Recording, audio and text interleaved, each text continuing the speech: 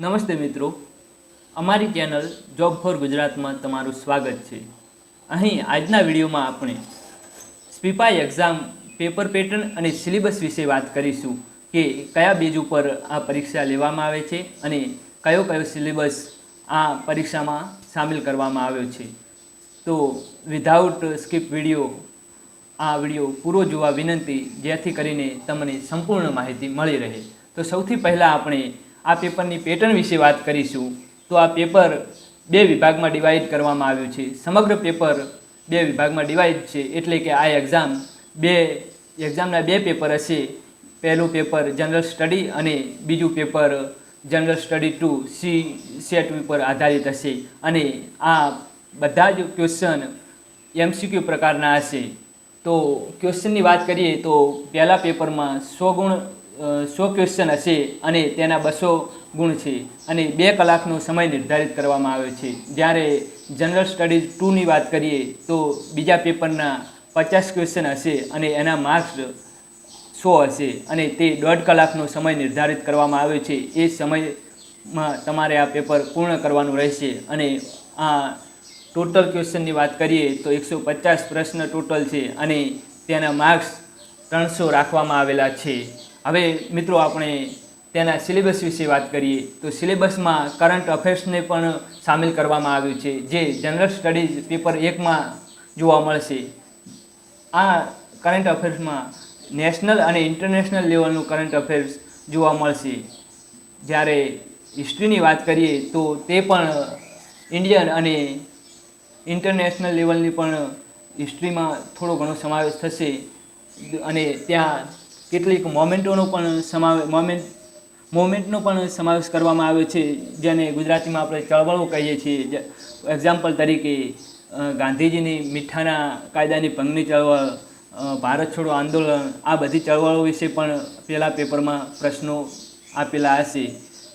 જો ઇન્ડિયન અને વર્લ્ડ જિયોગ્રાફીની વાત કરીએ તો તે physical, social, economical geography of India and the world, Bharat અને વિશ્વના ભૂગોળની પણ અહીં તમને પ્રશ્નો જોવા મળશે પેપર 1માં।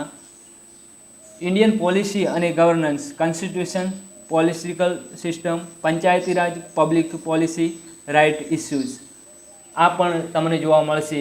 જેમ કે બંધારણીય કાયદાઓ વિશેની માહિતી, પંચાયતી રાજ અને સામાન્ય જનતાના નિયમો અને તેના ઉલ્લંઘનની વાતો, આ બધા પ્રકારના પ્રશ્નો અહીં પહેલા પેપરમાં તમને જોવા મળશે। આગળ વાત કરીએ તો ઇકોનોમિક્સ અને સોશિયલ ડેવલપમેન્ટ, આર્થિક અને સામાજિક વિકાસના પ્રશ્નો પણ અહીં જોવા મળશે। જેમ કે ગરીબીને લગતા, પછી સસ્ટેનેબલ ડેવલપમેન્ટને લગતા, ડેમોગ્રાફિક, પછી ડેમોક્રેસી, પછી સોશિયલ સેક્ટરને લગતા પ્રશ્નો પણ તમને પહેલા પેપરમાં જોવા મળશે। જનરલ ઇસ્યુ ઓન એન્વાયરમેન્ટ, જેમ કે ઇકોલોજી, બાયોડાયવર્સિટી અને ક્લાઇમેટ ચેન્જને લગતા પ્રશ્નો પણ અહીં જોવા મળશે। આ પ્રશ્નો કોઈ પણ એક ટૉપિક ઉપર બેઝ નહીં હોય, જે વિવિધ પ્રકારના ટૉપિક ઉપર પ્રશ્નો રજૂ કરવામાં આવશે। આ પ્રશ્નો એન્વાયરમેન્ટને લગતા જે પ્રશ્નો છે એ નીચે દર્શાવેલા મુદ્દાઓના બધા પ્રકારના મુદ્દાઓને સામેલ કરીને રજૂ કરવામાં આવશે। જેમ કે જમીન ધોવાણ છે, ભૂસ્ખલન છે, પછી પર્યાવરણને બચાવવાના પ્રયત્નો છે, જુદા જુદા દિવસોની ઉજવણી છે, જેમ કે અર્થ ડે, પછી ચકલી દિવસ છે, વર્લ્ડ એન્વાયરમેન્ટ ડે છે, આને લગતા પણ પ્રશ્નો અહીં પૂછવામાં આવશે। જ્યારે સામાન્ય વિજ્ઞાનની વાત કરીએ તો ધોરણ 1થી 10 સુધીનું સામાન્ય વિજ્ઞાન તમને જોવા મળશે પહેલા પેપરમાં।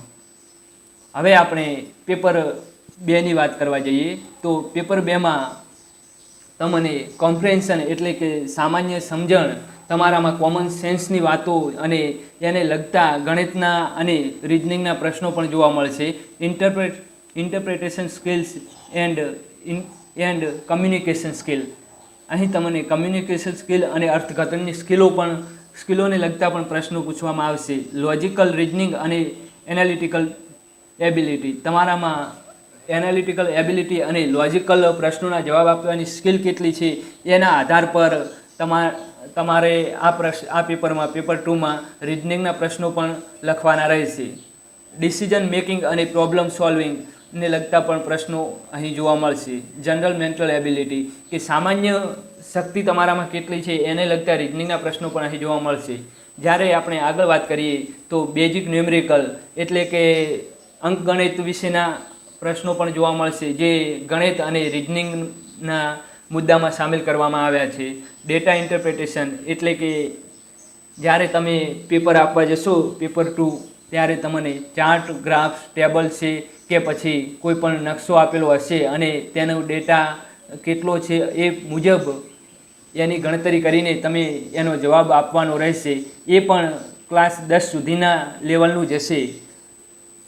જો ઇંગ્લિશની વાત કરીએ તો ઇંગ્લિશ લેંગ્વેજમાં ગ્રામર, તમારી ઇંગ્લિશ કમ્પ્રેહેન્સિવ સ્કિલ કેટલી છે, જેમ કે વોકેબ્યુલરી છે, ફ્રેઝિસ છે, આ બધા પ્રશ્નો અહીં સામેલ હશે.